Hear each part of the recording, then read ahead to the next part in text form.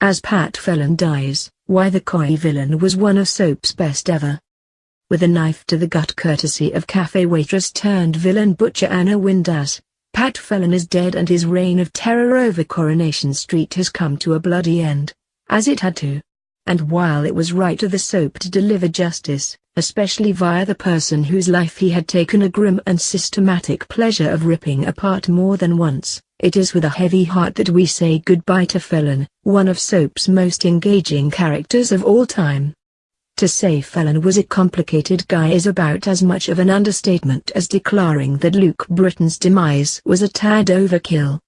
From the day we first saw his snarling face 5 years ago, we knew he was a wrong 'un, but could we have predicted that half a decade on he would have had a collection of corpses buried in cement and would be taking half of the street hostage, even shooting Michelle Connor on her wedding day? Soaps need villains to bring the conflict that our favorite characters need to overcome. As much as we see endless tweets and messages of fans calling for their favorite characters to stay happy, it would soon get boring if they had no obstacles to fight past and succeed over. Soaps have tried the fluffy, happy and realistic approaches more than once. The audience soon loses their taste for what they often demand. Of course soaps need lightness, joy and laughter, and Coy still delivers that in shedloads. The scenes coming up involving Gail, Rosemary, Audrey and Lewis are standout examples, and let's not forget Rosie Webster and Gemma Winter's This Morning debut, but without baddies, soaps lose that edge that they need to stay exciting. The fact that fans have been angrily calling for Phelan to get his just desserts shows that the character has done the job he was set out to do.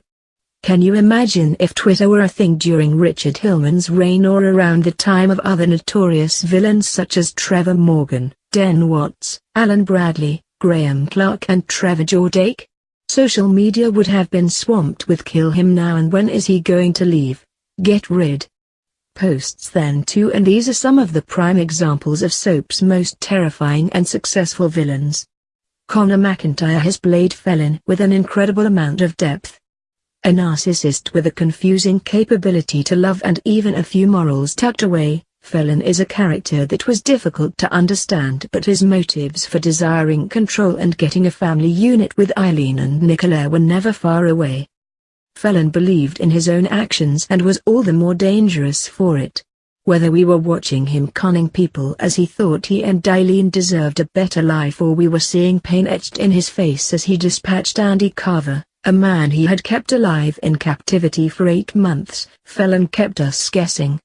The fact that he had a capability for love, he had numerous opportunities to harm Eileen but never took them, gave him that added depth, and we even sometimes saw a more human edge to the character, such as his conversations with Summer Spellman and his attempts to become a better man. A little too late, when he was reunited with Nicola. That was always a lost cause, to be fair. There is a danger, of course, that we can fall into the trap of almost justifying Phelan. Of course, this can never be done.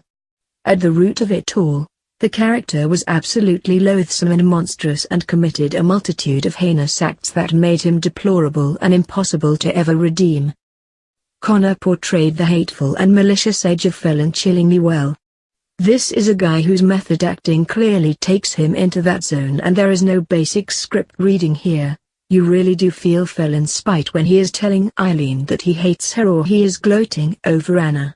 You really feel his rage when he is losing control, such as when Nicola discovered his true colors, and you feel the chills of the imminent violence when you know Phelan is about to strike. With fantastic writing from the team at Coy, Phelan has brought a variety of storylines and emotions to the table, bringing together a variety of characters to create an ensemble effect for a story that has got fans talking passionately one way or another, has increased viewership for the show, and has made Coy appointment TV. Love him or loathe him, and yes, there really are Phelan fans.